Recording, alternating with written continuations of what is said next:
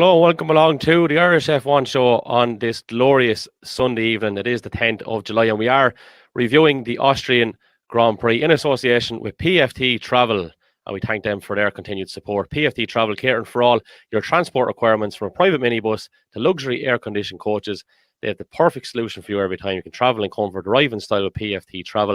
You can contact MJ on 087 624 8831 or email pfarrelltransport@yahoo.com. Also, find them on Facebook at P Farrell Transport Limited. We have a good bit to go through, and we are literally going to tear into this. And a man that looks like he's going to tear into Mondello or somewhere is Barry Rabbit. And Richard Carney looks like he's after climbing Mount Everest or somewhere. Lads, you're very welcome. Nice backdrops. I love it. I absolutely love it. How are you keeping? From one opposite to the other. All good, Kev. Yeah, it's a bit. We've a busy house here today, so I seek refuge in the garage. And I was looking around for a chair, and sure, this is the best one in the house. So I jumped into the outer car, and it's as comfy. You have yourself strapped in. You're anticipating a episode. It's going to be a rocky one, yeah. You're going to need to widen that seat for me next weekend, pal. Yeah. I love it. A shed, a garage, and Mount Everest. Fabulous. It's actually Mount Leinster, Kevin. Yeah, but sure, look, it could be anywhere. Close your eyes and it could be anywhere, Richie, with all the noise and lovely ambience and everything. So we're here to talk about the Austrian Grand Prix, which, as always, these Grand Prix tend to have done this year, for the most part, bar one or two. We have a number of talking points. So the first fact that struck me, Leclerc takes the win in a race that he wasn't pole for the first time. I think that's a very, very interesting statistic. Barry, I'll come to you on that one first. What does that say? That popped up during the race, and I was watching it with Shane, my brother, here at the house, and we both kind of thought, geez, that's, of course, we kind of know it if you think back on it, but it was an interesting one nonetheless. Never run a race from outside a pole position, which is... you could look at that in a negative way and say, like, oh, he's won. I mean, I know Vettel used to be classified as, he'd only won from the front, but that's hardly a criticism, is it? Like, if you're winning from the front, you've done the hard bit on the Saturday. But it was one of them interesting ones that pop up from time to time. A lot of the facts and figures and stats they come up with are, they're a bit of a stretch, maybe, true as they are. But that one definitely caught my attention. So. He broke that particular duck anyway to get home to get the win in the end without starting from pole, as you said. Richie, a first win for Ferrari in Austria since 2003 when one Michael Schumacher won there. Yeah, brilliant. Delighted for Ferrari, delighted for Charles. Just touching on what Barry said about those stats and things, like, I mean, we can analyse things till they come home. And sometimes I feel they're sort of stupid, like in fairness. Listen, he didn't start pole, he won the race. He won it through pure pace. He was quicker than Red Bull. Congratulations, Charles. Race won. Simple as that. On the flip side for Ferrari, while we're on the topic of them, let's talk about their reliability or lack thereof. Science, unfortunately, out. Issues beyond his control. Very probably looking at a 1-2. I won't say probably, but possibly. Good, strong possibility. And, it was disappointing for him. I'm a big Science fan, as you know. And, look, it's very disappointing for him. And to be honest with you, lads, as someone that's marshal, not so much at a racetrack, but marshal in general, I don't like criticising volunteers, but that was fairly hairy. Like, the car was on fire. It was rolling backwards. He was under pressure to get out of it. In fairness, the camera did cut to a different angle, which they have to do, I suppose, for safety purposes. You don't want to make people worried at home and all that.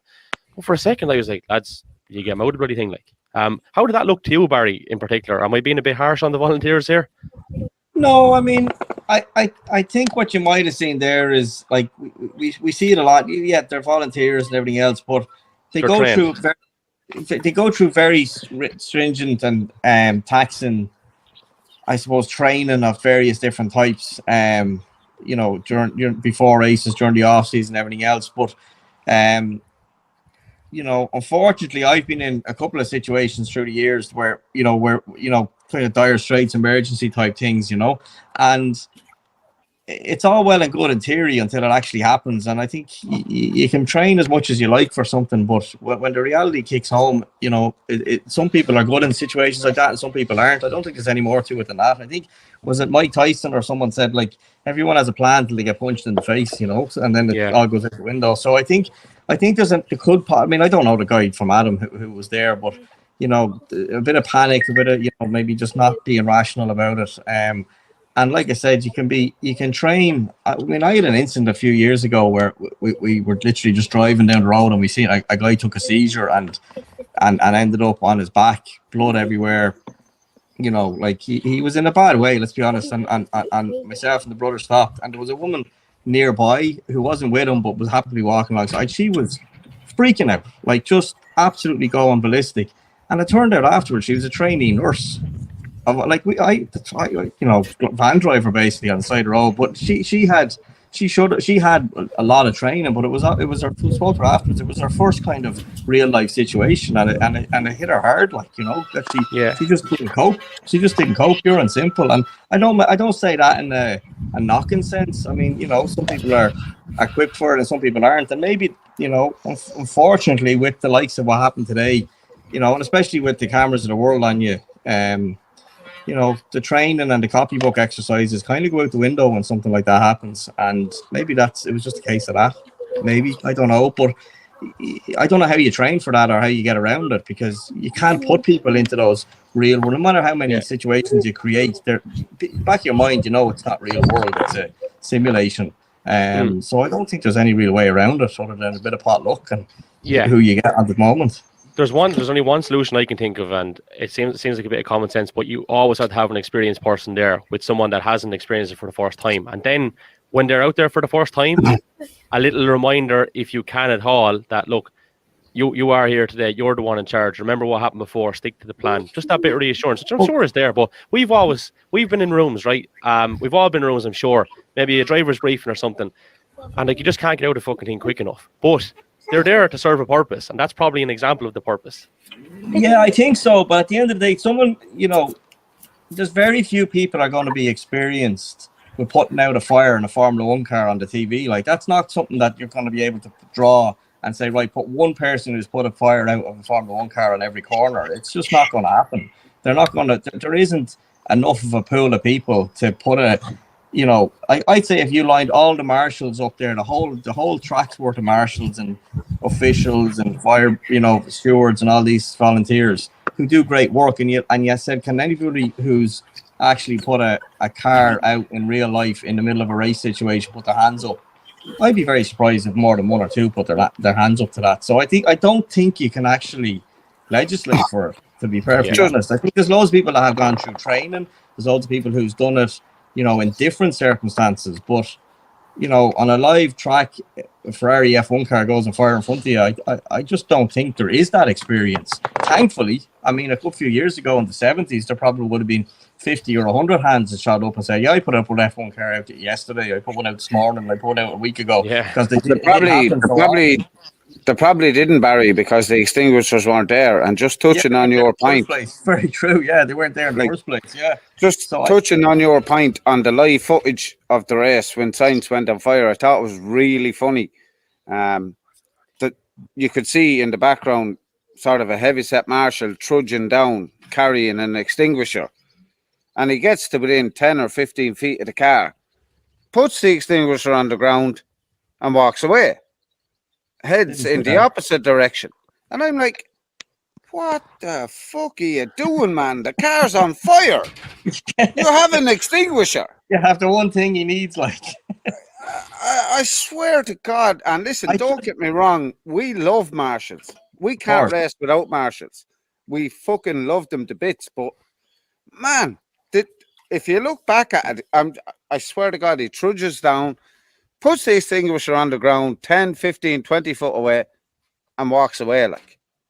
Yeah. It's just... Like when you're talking about training and things of marshals, like, whoa. Yeah. We've seen it with Grosjean's crash in was it 2020? 2020. Where are we now? 2020, yeah. 2020. You know, there was footage there of someone, you know, putting out a fire. Like, the man was still in the car. There was someone putting out a lick of flame 30 foot away. Like, you know, it's and I don't mean it in a badness. I just think, as I said, unfortunately, I was in a pretty bad garage fire myself at the house where my best mate got very badly burned, 3rd-degree burns, and you know, Richie knows the story there. And you know, it's a very, very scary situation. And you know, I think it's luck of the draw a lot of times, where some people can deal with it and others can't. And I don't say that in a knocking sense, because what the man that can't deal with it will be brilliant at something else that the person who did deal with it won't be able to do. It's just, you know, it's pluses and minuses. We have them in all in our, you know, all of us have things we're better at than others. And I don't think you know that until the time comes. And maybe we've seen a little bit of that today, you know, but luckily enough, the safety conditions were, our safety procedures elsewhere were good enough to mean there was no damage whatsoever to Carlos. But it was a big bang, you know, getting back to the actual failure itself. Did you see the bodywork exploding? Yeah, it was scary. That wasn't just a ruptured line or something. That was something decided to, you know, head out of town and get out of the engine. There's a rod to an alternator somewhere. I'm going to move on from it, but I'm going to move on lightly from it because just I have to kind of tell this story that I'd heard previously about another garage where some sort of fuel had to be taken from a car anyway, and it was put into a kettle. And this guy rocked up on you to your man's garage or whatever, and next thing went upon the kettle. And you hear the kettle fucking exploded, like proper exploded. Now the whole place didn't burn up or anything, but he had no idea. Like he just, you know, went in as you would, stick on the kettle, boom, whole place, or the whole kettle, you know. But anyway, okay, right. Let's move on to our next point, and it's early on in the race and the clash between Perez and Russell. What did we make of that? George obviously gets a 5-second penalty after this, but Baz, break this one down for us. I think it's harsh. I mean, it was very similar to was it Hamilton and Alec Albon a couple of years ago. Very, very similar. At the end of the day, the F1 has a rule whereby if there's a car alongside, you must give them room to race, i.e. you must give them at least a car width or a little bit more. It's a strange thing in our sport that the rules are actually, in general, in motor racing as opposed to F1, the rules can be a little bit vague, and they probably have to be because no two situations are the same. But in F1, it's very clear. If there's a car alongside you and they deem alongside to be anything at all of an overlap, I think maybe, you know, the front wheel alongside the rear wheel sort of thing, you must give the guy room. Now, I see it online a lot of time on Twitter and stuff. People go, oh, well, he understeered into him as some form of excuse, you know, or he was on heavy tanks so the car wouldn't turn properly, or his tires were worn, or there was a slippy track, blah, blah. It doesn't matter. The guy in control is the guy in the seat. And if you've got heavy tanks or you've got understeer or anything else, that's your responsibility. A car doesn't understeer on its own behalf. A car understeers because you're going a little bit too fast, ultimately, for the grip of the front tires. That's not a problem with the grip of the front tires. That's you asking too much of the front tires and understeering into it. It's not an excuse. We've seen it with Hamilton and Verstappen and Silverstone. People, you know, I was offline. Oh, well, that's because Max tightened the apex, the entry to the corner up on him and made him, you know, we had to, and I'm more acute. Yes, all true, but it's still Hamilton's responsibility to drive his car in the room available to him. And what I seen today with Russell was basically he tried to go through the corner at the same speed that he would have if Perez wasn't on his outside. But Perez was on his outside. So he needed to be that little bit slower because he had that little bit left back to blend out into on the exit. And ultimately he didn't. And he tagged wheels and he got the penalty that he deserved. Unfortunately, Perez got a much bigger penalty in terms of the damage that led to, you know, dropping to last and then subsequently a DNF. So just silly, to be honest. Silly from Russell. It's the first lap. It wouldn't have been the end of the world. He should have given up. Not given it up, but he should have just, you know, there's a car over there, right? That's now the limiting factor. That the car is the limit of my available track as opposed to the curb and the gravel. And adjust his inputs accordingly. And he didn't do that, and he tagged him. He turned him around. He got a penalty, which is completely deserved. in general terms, and absolutely black and white in F1's regulations. So, just a pity to see it happen so often, I think. Richie, we saw track limits an awful lot today in general. Oh man, this is one of those things that just boils my blood. Like, if you don't want a driver to use concrete or curbs, or don't put them there. Like, if you don't want a driver to use it, do not have them there. Like, I mean, me, Barry, we'll take every advantage we can get from any part of the track. Like, just put grass there, put gravel, put something that's going to stop them from running out over that. I just hate this track limits thing. Yeah. Right. Can you elaborate on that, Barry, just slightly there? So, like, I mean, the point is that, as Richie says, the driver's duty is to minimize the steering inputs and the angles to get around a track. Because by minimizing the steering angle and all the rest of it, you can go faster ultimately. Right. So you're going to come in, if a given right-hand corner, for talk's sake, you're going to come in on the extreme left-hand side of the track. You're going to get to the extreme right of the apex, and you're going to exit on the extreme left of the exit curve. So you're going to minimize that line. Instead of it being like this, you're going to try and make it more of a slant. And at the end of the day, the driver will do that. And an arbitrary white painted line on the side of the track is, in theory, if you say, well, just treat it as a wall. And that's grand in theory, but it doesn't work that way in reality, because it's not a wall. It just isn't. Like, you can pretend all you like, but it's not. And I think that, coupled with the very poor visibility that modern single-seaters and F1 cars in particular have from the cockpit, contributes to, a line on the ground. You got to remember, I wonder if I could do it. I'm sitting in my car here, and you can see. Actually, yeah. Can you turn the camera around, Barry? If this is now, my car is, before I do it, my car is on jack stands. Okay, so it's about 3 foot in the air, thereabouts. But if I turn the camera around at my angle, so at my eye level, right, which is, I presume we're looking, so my eye level is there, lads. Okay, now I don't have wheels on the car at the moment. If you look ahead of where I'm talking from, you can probably see the truck out there at the back. You might be able to see the bottom. That truck is 30 feet away, and that's the first bit of ground that I can see. And I'm sitting 3 foot in the air. So if I'm lower, it's going to be lower again. So trying to see something that's there, a white line that's there, I've had to pick that phone up maybe a foot and actively point it down so you can see that. You're not going to see that in reality in a car. If it's a wall, it's 3 foot high, so it's a different visual to just a random line on the ground. It's you see so little out of the car. It's incredible. No, you don't see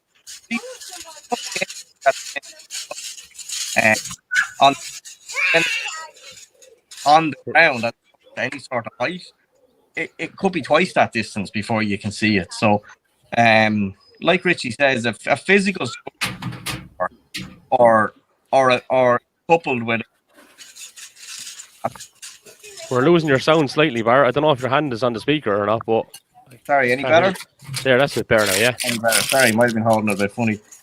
So yeah, if it's something that's raised, you'll see it easier. And a line on the ground, okay, so you could say, well, the line on the ground could be grass.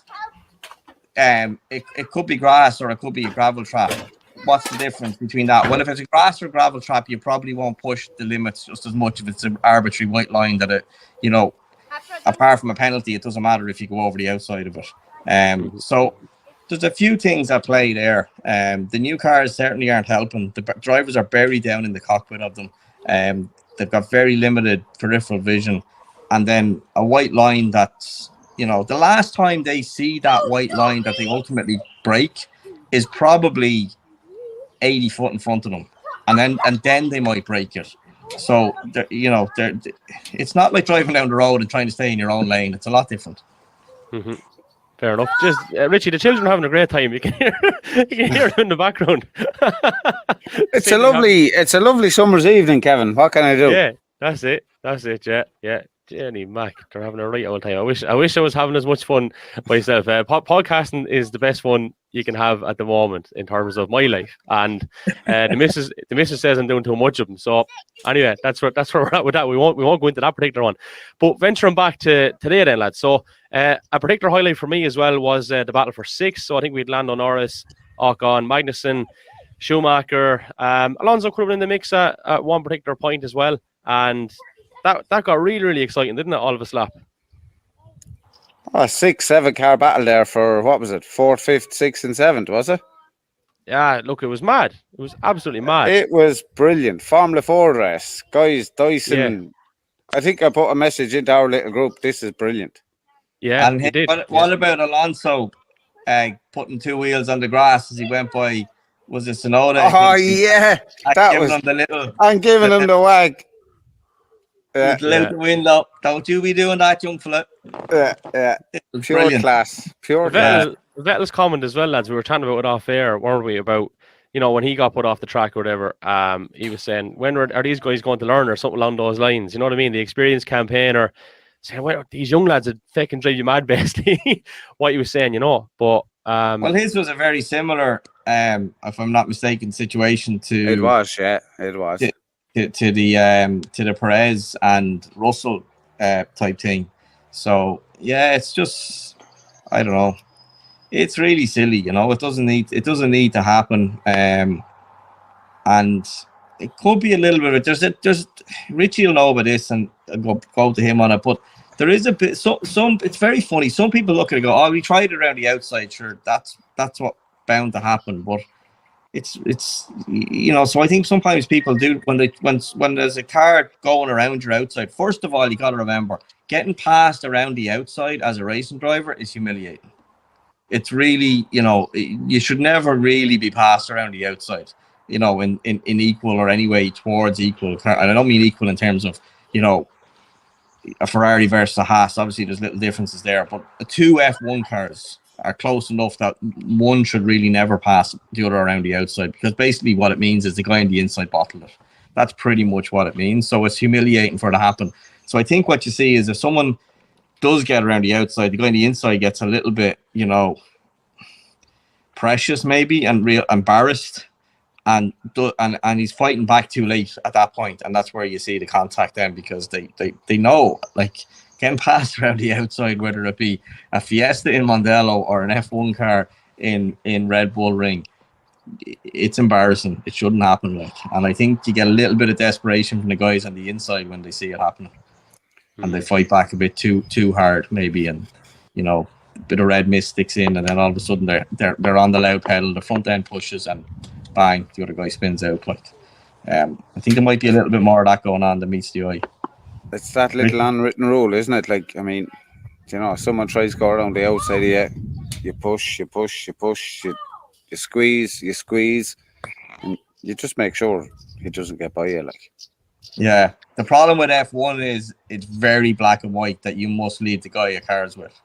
In other racing, it's not maybe just as black and white as that. There's mention of racing lines and stuff, which really muddies the issue. But to be fair, Bar, if it was that black and white, there'd be a million penalties for every race. Like, I mean, they do let a lot go. Like, they would, but I wonder, Richie, is there a question to be saying that, or that in F1 being that black and white, whereas if there's someone alongside you, that's it. Give them racing room. End of story. And forget racing lines and he turned in me or like, are we taking the race in our racing? Like, it's hard to know. I would suggest that if someone's got up alongside you and they go around, they've done the hard bit. They've got alongside you. You got to give them a little bit of respect and give Rabbit. I've often got alongside you, and you gave me nothing. So, yeah, but you see, that's the rules the way they are. If it was in F1, Richie, I'd give you a car with. I guess we'll never figure that out, will we? You race to the rules. The rules mightn't be right, but you race to the rules. So, yeah, I'm not saying I've never given a lad a squeeze and an exit. Absolutely, I have. But the rules allow that in what we're doing. They don't in F1. You know, and I actually genuinely personally believe that the F1 rule is good. Leave if there's room on the outside. If there's a car on your outside, give them racing room. You know, it's just cleaner. It takes the kind of, you know, the opinion side out of it. It's just literally there's room. Oh, there's a car there, leave them room. End of story. You know, and they didn't do that. They didn't do it at the end of the day. And look, they both got penalties. So, but actually, did they both get penalties? Just only one of them got a penalty. I was looking for the next topic, so I beg your pardon. I actually missed what you were finishing up on because I was ready to move on to the next topic, lads. So sorry. Well, I know Russell got the penalty for Ocon, or sorry for Perez, but did Lando Norris? Gasly was it? Lando. Gasly got a penalty, and so did Norris. Yeah, because Gasly was involved with Vettel that time, I think. Yeah, from memory. Yes. Yeah. Right. Vettel has a drive secured for next year again, obviously. Yeah, tried to go around the outside of Gasly. Yeah, and Gasly done what me and Barry would normally do if someone is that far ahead of you. That's an interesting thing to be thrown out there. But yeah, listen, I suppose what it comes down to is when the nose land is in front, you know, you have the advantage, I suppose, as Vettel said. Yeah, right or wrong? Just I know, Barry is right. Like, I mean, for good racing to watch, spectators, like, yeah. If the guy is ahead of you, you know, give him the spot and then fight back. Go on again. Yeah, you've already let him. You've already made your mistake by letting him get there in the first place. You know, there's no point in. They said, you know, I closed the door. Well, his hand, arm, and foot was through the door, and then you closed it. That's a different thing to closing it while he's still, you know, running up the corridor. Like, you know, it's a different thing altogether. It's just, you know, he's already in. He's done the hard bit. You look at most sports, though. I think social media is largely responsible for this. It's not exclusive to F1. The scrutiny under every sport now is just so intense that I think it has made things more black and white, unfortunately. And that even goes for conversation about topics on social media. There's no middle ground whatsoever, and there is no common sense. It's either I'm right, you're wrong, or the opposite. We can't even agree to disagree, which is horrendous. I agree with that, Kevin. You know? Yeah, and then 100%. It's the, you know, empty vessels make the most noise sort of thing then as well. You know, you have lads there that probably, you know, if they got into this car, they get into it and sit backwards in it, like, you know, and then they're on Twitter or whatever else shouting from the rooftops how, you know, this is wrong and that's wrong, and like, not to be, but having the first notion of what's going on, like, you know. I think the only thing, Barry, that's worse than F1 and GA and everything is boxing. Boxing is like, oh God, it really grinds my gears altogether. The amount of experts and the amount of guys that actually just throw shit at boxers, and if they stood in front of them, I don't think they'd be saying anything of the colour of that. You know what I mean? There's not. That's the thing. It's you know, it's like, Jesus, what was it? Conor McGregor went on the other day at Monaco, was it? And like someone said, I've never seen someone so confidently speak such absolute shite in my life. Yeah. You know, and that, you know, he doesn't have the first clue what he's looking at in F1 or whatever. But you get these kind of, you know, fans on social media and everything else, and they're just so convinced that they're right, like, you know, and it's shocking, like, you know, how there's no place in their mind to even leave a 5% window to think that, you know, maybe I'm not right, like, and that's, you see a lot of that, you know, and unfortunately it's probably a silent or sorry, what do they call it, a vocal minority, and, you know, doing all the shouting, and there probably is a majority of people that do understand that just saying nothing, but unfortunately we don't hear them. All we hear is the lunatics that are just absolutely convinced no matter what. Yeah, but like the another thing that bugs me on this point is, like, you know, you have these guys sitting in front of computer games and they're going, oh, Mick Schumacher is shit. He's after crashing here, he's after crashing there, and Fernando Alonso has passed it. You know, Vettel is shit. What the fuck he is talking about, lads? You just don't know. You're playing F1 on a PlayStation or a fucking computer game. You know nothing about real life Formula One sport. Like, what? Like, stop, like, please. Yeah, but they they don't know what they don't know, and that's the problem. You know, it's That you literally hit it on the head. They don't know what they don't know. that's That it. is exactly. That's it in in a a nutshell. nutshell. You know, so And the we've lad given who says I don't know is that, you know, so if somebody says to ask you a question and you say I actually don't know, like that's one of the cleverest things a person can Yeah. say to you. It's like I don't know. That's Yeah. fine. The lad that knows everything, you need to be worried of. Lads, you two are on this podcast because I actually don't know. Genuinely. Like, the Yeah, two but lads that that's are involved in racing, I ask you the questions, and I'm curious because I want to know so I can learn as well. You know, I'm a Yeah, but fan, Kevin, I can appreciate what's going on, but you're that's the whole already in all the of it. vast you're already in the vast minority by even willing to consider the fact that you might know something. Like that's Jesus Christ, Kev, it's taking you a while now, ain't it? But you know what? I could go down the argument of Bill O'Hurley who pretended he didn't know. And then, you know, actually, lads, did we mention that we got to #1 in the charts in Apple Podcasts? I don't think we did. Yeah, in the sports news category, we rose to #1 during the week. So we want to say thanks to our loyal listeners for making that happen. Yeah, we did try to study the Apple algorithm. Didn't come up with much answers. It's a bit airy-fairy, but we got to #1. We'll take Doesn't it, matter. drive it on, and we are delighted with it. Absolutely delighted. I will give a Like Oliver shameless... Panis. It's like Oliver Panis in the '96 Monaco Grand Prix. He's not quite sure how he won it, but he fucking won it. Yeah. Well, that's it. Well, as you said, and you made a very good point by using the pun. It's apples versus apples, even though it's on the Apple platform, which is quite ironic.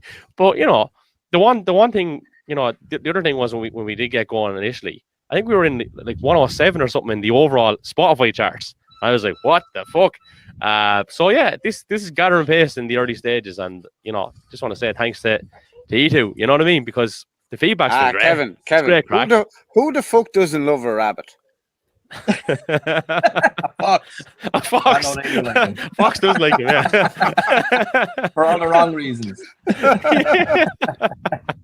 There you go. No, it's a great result, lads. I think Kevin in particular, it's your baby. We just come along here and talk to you. So you know, well done. It didn't happen by accident. So fair play to you. Team effort, Fair lads. play, Kev. We enjoy ourselves. I really enjoy it. Myself and Barry, really good mates. I just like to say I was in Barry's company yesterday at Brooks christening. Great day. Thanks, Barry. No bother, no bother. Thanks for coming up. But yeah, but this is it. You know, we're just here having a yap about. We're all just mates doing this Having a bit thing. of crack. Yeah. On a shoestring as well. You know what I mean? In fairness, like, you know, there's competitors in that. Yeah, look, I'm not going to start kind of yoking us up, right? But there is competitors there that have fully kitted out studios, faders, this and the whole lot. We're in a fucking shed, like, you know what I mean? With a laptop and a webcam and a 30 quid light and a €10 microphone stand and a €50 microphone. Do you know, it's not bad going. Hold on, Kevin. We'll take I'm in the south of France here now.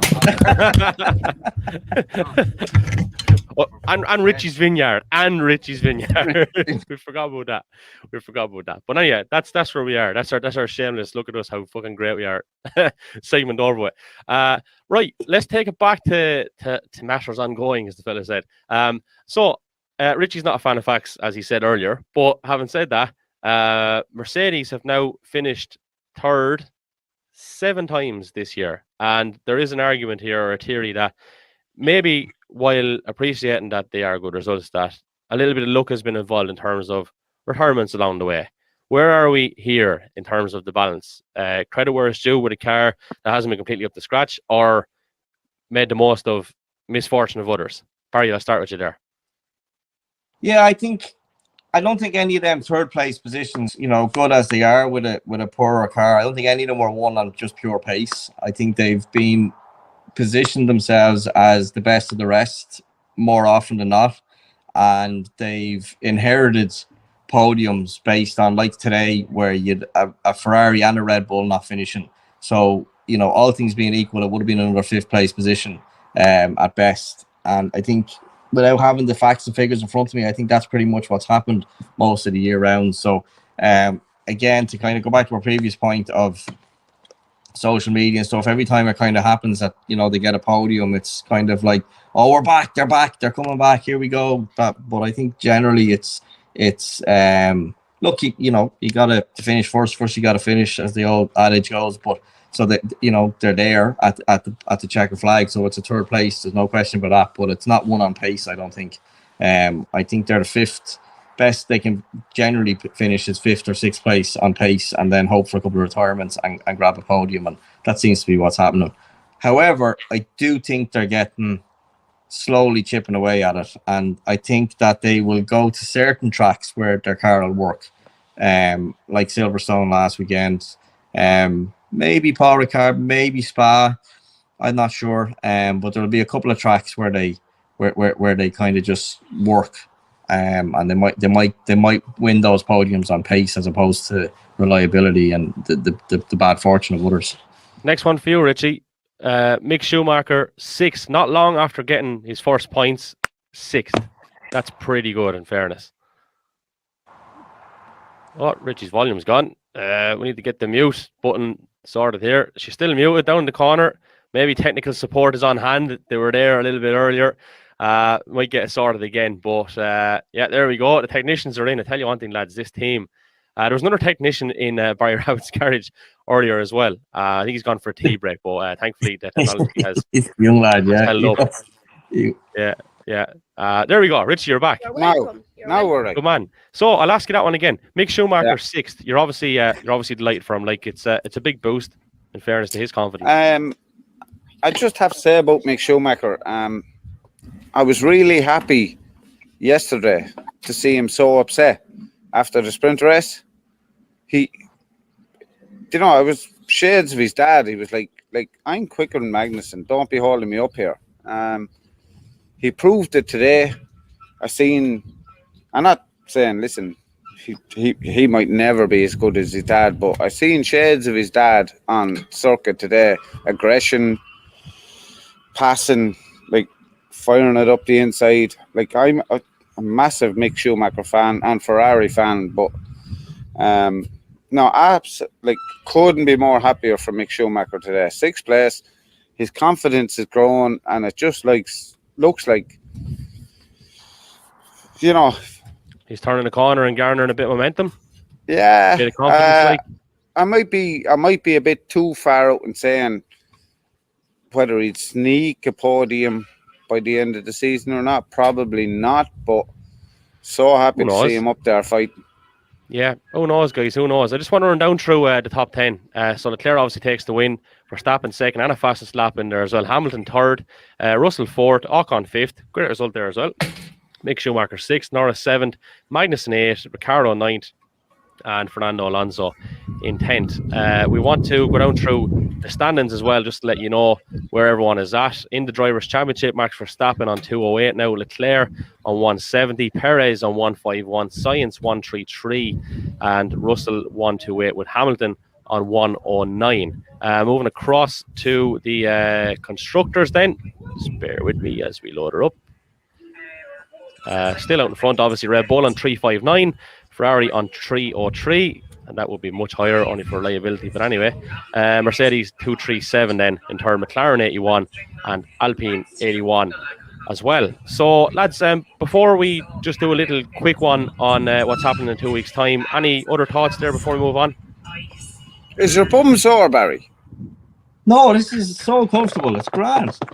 Have a little nod off here now very easily, Richie. It's very away for petrol, which is a bit disconcerting. But other than that, she's as comfy as.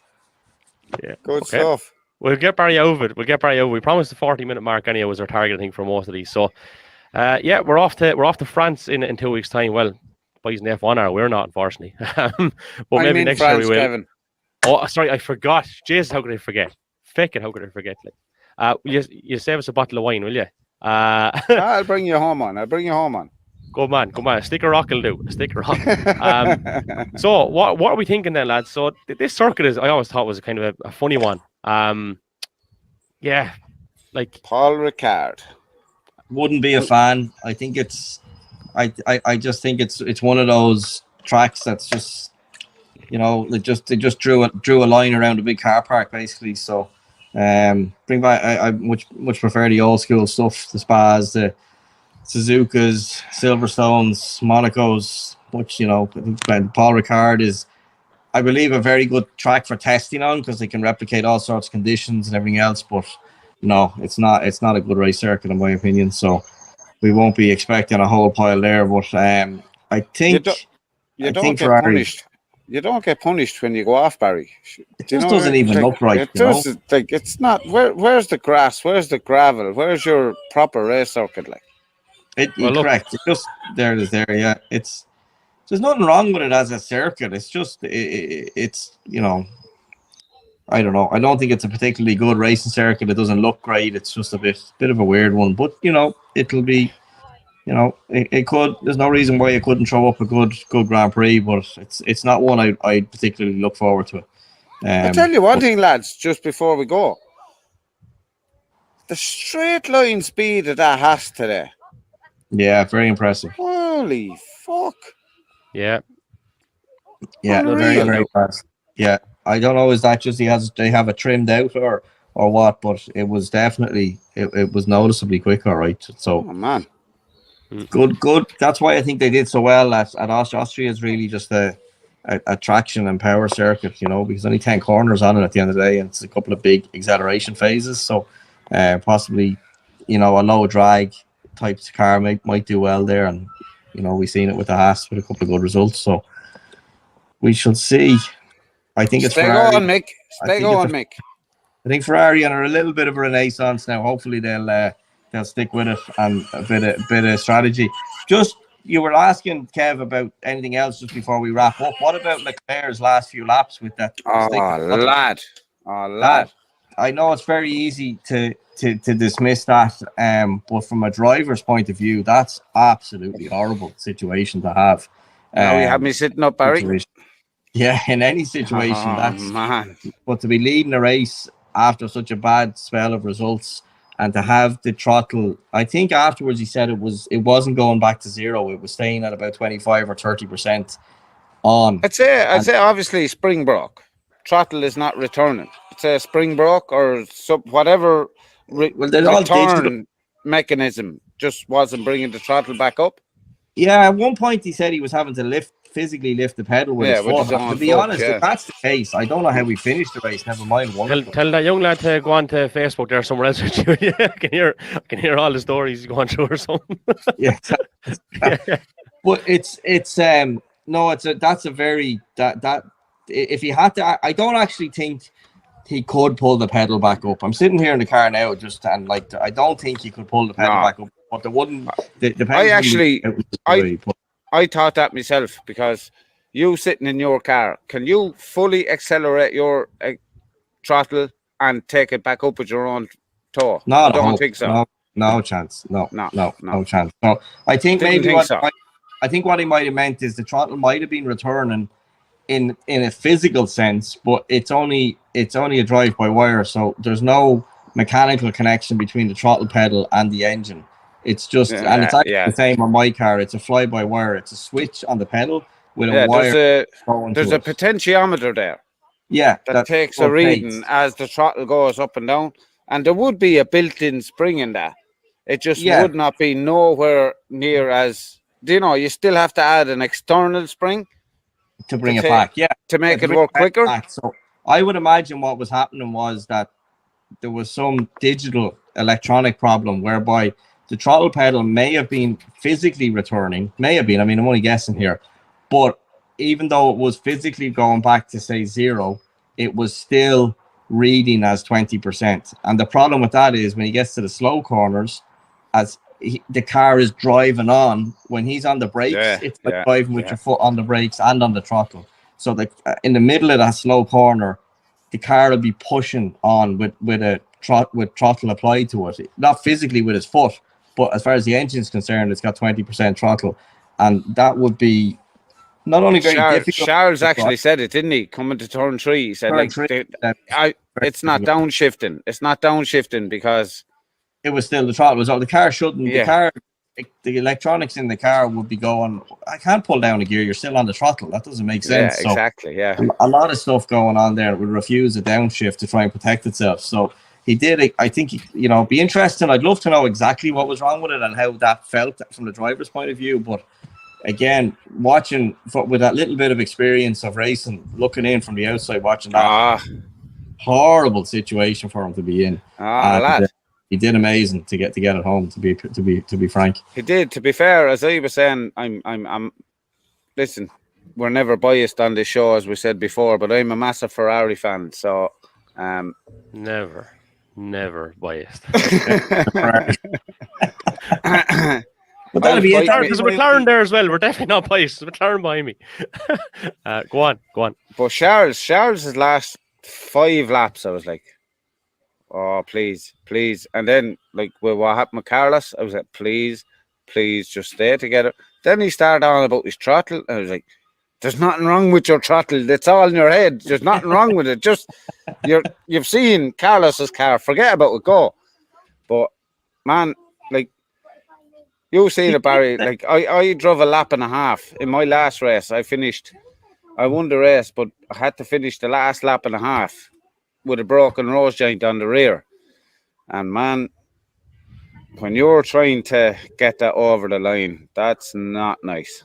No, it's not. I like, yeah, it is really. And I just think back, didn't Charles? The first thing he said was the throttle pedal feels weird. So yeah. It may have been a mechanical thing. I'm just kind of thinking as I'm talking here, and so more so than electronics. But look, the net result is what it is. That he was not in full control of the throttle application to the engine, and it's pretty significant. Like, it's an important tool at the end of the day, and if he wasn't fully in control of it, to get it home with Verstappen 4 seconds or 3 seconds, I think 2.5 behind him. Hats off to you, Charles. Well done. Yep, big time. Lads, thanks for your company. Really enjoyed it. We'll be back in a couple of weeks' time. Barry can't wait to get out of that car. Richie can't wait to have another pint. Thanks a million. We'll chat to you soon, all right? Thanks a million, Kev. Take care. Stuff. There we go. Barry Rabbit and Richie Carney. And thanks to PFT Travel. Safely on time, every time. PFT Travel catering for all your transport requirements, from a private minibus to luxury air-conditioned coaches, giving you the perfect solution each time. Travel in comfort, arrive in style with PFT Travel. You can contact MJ on 087 624 8831 or email pfarrelltransport@yahoo.com. You can also be found on Facebook at PFarrell Transport Limited. We can also be found on Facebook ourselves, on Twitter and on Instagram. If you haven't subscribed on YouTube, please do. You can follow on Apple or Spotify. 5-star ratings on both platforms are a big help, as you've seen in the charts as well. So don't be afraid of that. We have a Buy Me a Coffee link if you're interested in supporting us. A couple of people did actually last week. So thank you very much for that. And if you wish to do so, it's not compulsory. But the lads are putting in a bit of an effort there as well. So it's nice when people value that and appreciate that. If any additional sponsors want to come on board, there's absolutely no problem either. You can email irishf1show@gmail.com. Thanks to you for tuning in and looking, and obviously to our listeners who listen back afterwards as well. Until next time, goodbye and take care.